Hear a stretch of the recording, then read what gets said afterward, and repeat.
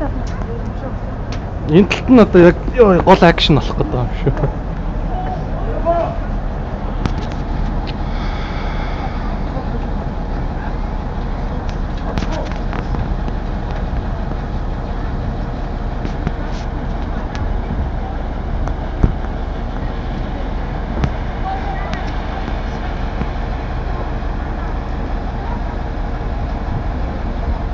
Тэр жоохон бацаанууд бас холдохгүй бол